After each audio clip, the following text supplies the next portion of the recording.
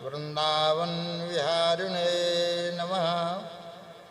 अतीर्थान् कुत्सतान् जीवान् तीर्थीकुर्वंश्चरन्ति ये सर्वोपकारकर्तृभ्यो वैष्णवेभ्यो नमो नमः। भगवान की अहेतु की कृपा, महती कृपा हम सबको प्राप्त है, इसमें संदेह नहीं है। भगवान कृपा करें, उस भगवान की कृपा को हम सहेज कर सदुपयोग उसका कर सकें। सबसे बड़ी बात यह है, ब्रह्मा जी ने सारी सृष्टि की रचना की और अंत में सारे अनुभव के पश्चात पूरी सामर्थ्य से सब साधनों का साधन धाम मोक्ष कर द्वारा, साधनों का धाम मोक्ष का दरवाजा, यह मनुष्य का शरीर प्राप्त हुआ। पुनः इस मनुष्य शरीर को भी भारतवर्ष में जन्म मिला, उसमें भी इस भारतवर्ष का जो कमल का कोष कहा जाए, वृंदावन में उपस्थिति हुई और उसमें भी समय का ऐसा सदुपयोग करने का अवसर मिला कि साक्षात भगवान का विग्रह श्रीमद् भागवत महापुराण, अभी हमको एक स्मरण आ गया तो उस बात को सुनाना चाहते हैं।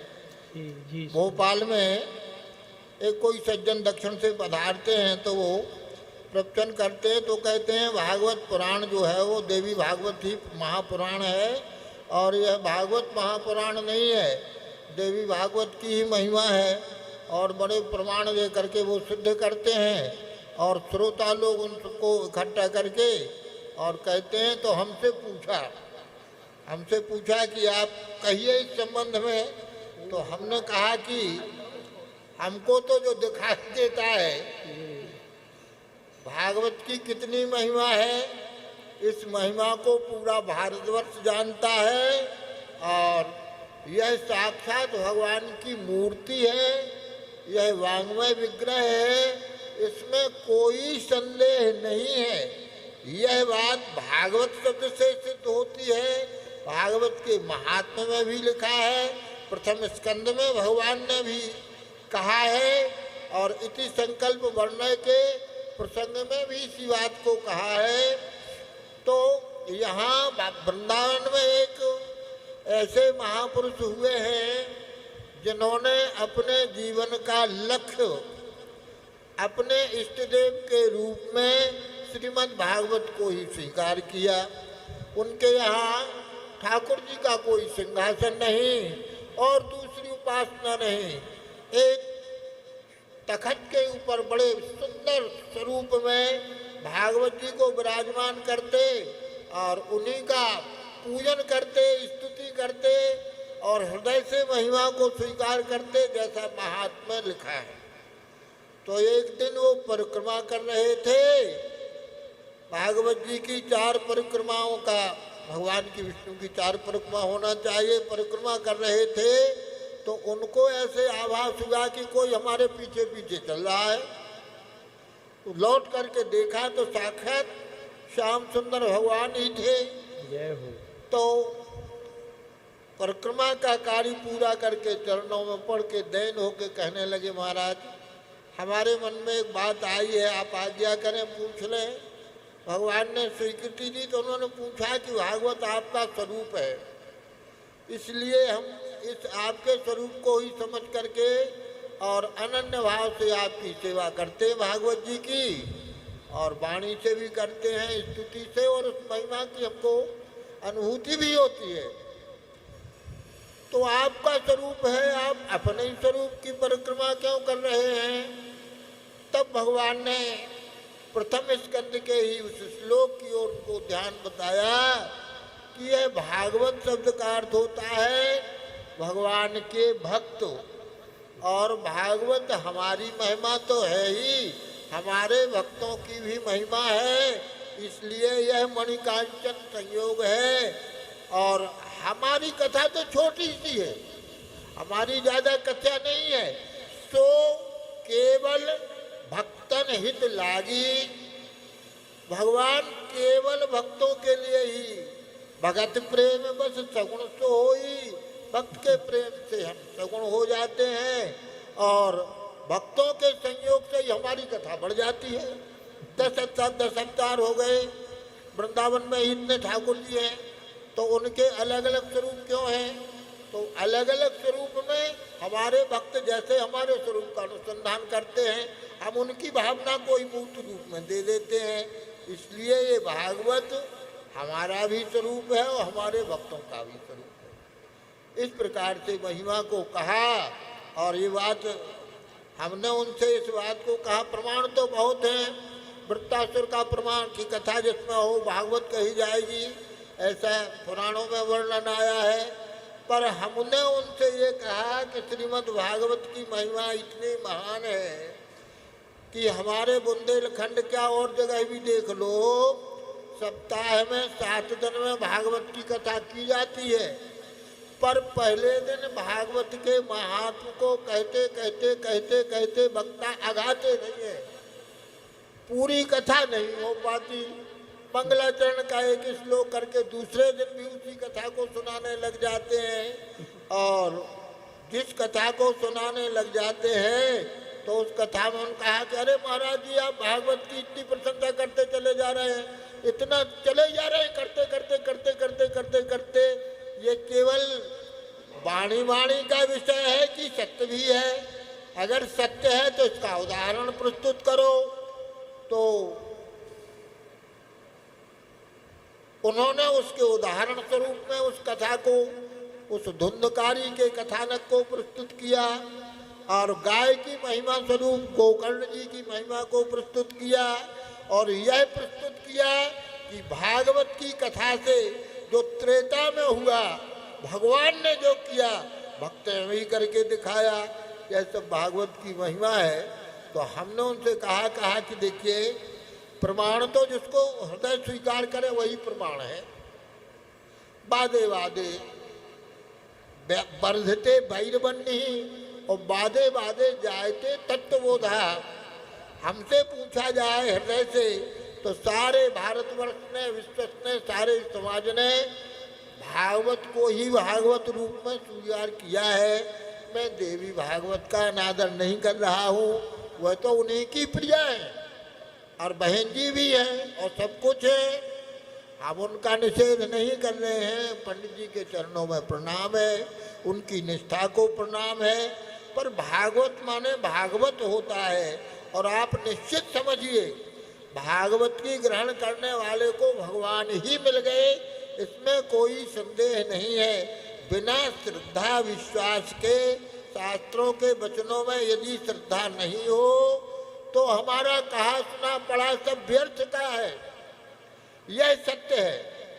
हमने ऐसा सुना है महाराज जी के द्वारा कि दुर्वासा ऋषि पांडवों के पास पहुँचे तो दुर्वासा जी के साथ में 10,000 शिष्य थे और कोई महात्मा जी थे, हम भूल रहे हैं, कोई महात्मा जी थे। तो पांडवों ने उनके स्वागत सत्कार करने का विचार किया। युधिष्ठिर जी आदि गए तो उन्होंने कहा कि मैं उसके यहाँ भोजन पाता हूँ जिसने 1000 अश्वमेध यज्ञ किए हों, मैं वहीं उसी के यहाँ भोजन पाता हूँ। युधिष्ठिर जी ने कहा महाराज 1000 अश्वमेध यज्ञ तो नहीं किए हैं और अब आप अतिथि हैं, प्रसाद नहीं पाएंगे तो कैसे हमारा कोई समाधान। दुखी होकर के चले गए, कोई समाधान समझ में नहीं आया, दुखी थे। तो द्रौपदी जी ने पूछ लिया कि क्यों आप दुखी होकर क्यों लौटे? तब उन्होंने सारी बात बताई। बोली मैं लेके आती थी, मैं लेके अभी आती हूँ। बोले तुम कैसे लाओगी? बोले देखो भी लेके आते हैं। तो द्रौपदी जी चली गई और कहा चलिए महाराज प्रसाद तैयार है, प्रसाद पाने के लिए चलिए। तो उन्होंने कहा कि क्या तुमको पता नहीं, आपके पतिदेव ने नहीं बताया कि बिना 1000 जिसने 1000 अश्वमेध यज्ञ किए हो उसके यहाँ हम प्रसाद पाते हैं, तो हम कैसे चले? तो बोले महाराज हमने अश्वमेध यज्ञ 1000 नहीं किए हैं, उनकी संख्या ज़्यादा हो गई है, आप गिनती लगा करके आप हिसाब लगा लो, मैं जहाँ से चल के आई हूँ वहाँ से यहाँ तक की दूरी कितनी है। और शास्त्र में लिखा है कि संत की आराधना के लिए जो चलता है तो एक कदम पर 100 अश्वमेधों की महिमा प्राप्त होती है। यह शास्त्र का वचन है जो सब स्वीकार करते हैं। तो मैंने तो श्रद्धापूर्वक जब चल के आई हूँ तो हिसाब नहीं लगा पा रही हूँ, बहुत अश्वमेधों का अनुष्ठान कर चुकी हूँ, यहाँ आई हूँ आपके शरण में, आप परम भागवत हैं, इसलिए अब आप हिसाब लगा लो। यह सुनकर के महात्मा प्रसन्न हो गए। कहा कि बिना श्रद्धा भक्ति के विश्वास के सब किया कराया व्रत है।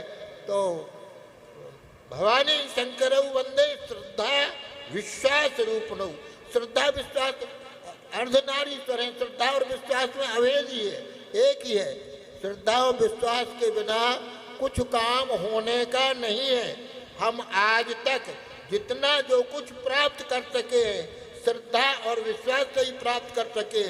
हम जब छोटे थे तो हमको तो कुछ पता नहीं था, हमको हमारी मैया ने, माता ने जो जो कुछ बता दिया, बेटा देखो ये गैया है, देखो ये कुत्ता है, देखो ये चाचा जी है, ये अमुक है अमुक है, सारी पूरी शब्दावली। हमारा विश्वविद्यालय तो मात्र विश्वविद्यालय है। हमारी माताजी ने जैसे मकान की फाउंडेशन होती है उस पर बिल्डिंग चाहे जो खड़ी कर दे, फाउंडेशन महत्व होती है। तो सारी शब्दावली, सारा ज्ञान हमारी माताजी ने जो दे दिया है वही विश्वविद्यालय का ज्ञान है। हमने श्रद्धा विश्वास में मान लिया, हमने तब नहीं पूछा कि इसको गाय क्यों कहते हैं। अब आज हम कहते नहीं, हम तो स्वतंत्र विचारधारा के हैं। अरे विचारधारा तुम्हारी कुछ ही नहीं है, ज्ञान की एक परंपरा जो तुमको प्राप्त हुई है उसी को प्राप्त करके उसको आगे बढ़ा रहे हो। तुम बहादुरी क्यों करते कि ये सब आविष्कार तुम्ही ने किए हैं क्या? कुछ नहीं किया है, हमको तो बना बनाया गुरु परंपरा से प्राप्त हुआ और उन्हीं के आशीर्वाद से आपसे बढ़ाते हैं। देर तक हमको नहीं बोलना चाहिए, पर एक बात हम कह दें, इस बात को हम प्रारंभ से आपको देख रहे हैं और अनुभव कर रहे हैं, और हृदय से हम इसलिए नहीं कह रहे हैं कि आपको कष्ट हो, आपकी प्रशंसा नहीं करना चाहिए, पर मैं समझता हूँ कि भगवान की ऐसी कृपा है। हमारे सद्गुरुदेव भक्तमाली जी के ये सब बालक अनुगत थे और उनके संरक्षण में रहते हुए इन महापुरुष की सेवा करने को कैसे करना चाहिए, तो हमारे तमाम सामने ही महाराज जी ने कहा कि किसी प्रकार की कामना या कोई अभिलाषा या कुछ न रख करके निष्काम भाव से सेवा करना चाहिए और उनसे प्रार्थना कर देना चाहिए कि मैं समर्पित हूँ, आप जो कहे करने को तैयार हूँ और मेरी योग्यता नहीं, मुझे कुछ नहीं चाहिए। यह जो कहा गया उससे भी अधिक भैया की हम तो कुछ शब्दों में ज़्यादा नहीं कहना चाहते हैं, हम तो इन महापुरुष के चरणों में वंदना करते हैं। सत्य बताएं, मैंने तो उन्हीं को सब रूप से उनको गुरु आदि सब कुछ समझ के रखा है कि हम उन्हीं के शरणागत होकर के, तो उनके ऐसे पिता के सत्पुत्र होने का सौभाग्य और ऐसे सदगुरु के सत्शिष्य होने का सौभाग्य और जो भागवत में वक्ता के लक्षण लिखे हैं उन सारे लक्षणों से अलंकृत होने का सौभाग्य हम सब संत समाज के ये शिरोमणि हैं, रसकों को सुख दे रहे हैं और भगवान की कथा का प्रसाद ते भूरिदा जना, इनके इस उपकार का बदला नहीं चुकाया जा सकता। और इसके आगे की बात कि हम तो दो कौड़ी के आदमी हैं, प्राइमरी टीचर रहे, गृहस्थ हैं, कुछ नहीं है, पर जिस संबंध से भी हो हमारे प्रति सदा उनका आदर का भाव रहा और हम इसलिए सावधान हो जाते हैं। इतने बड़े महापुरुष आदर देते हैं तो भगवान हमको ऐसा बना दो कि उनकी श्रद्धा टिकी रहे, हमसे कोई अपराध न बने, कोई बुरा काम न बने। इसी बहाने से अच्छे कहलाने की कोशिश करते हैं, ये उनका आशीर्वाद है।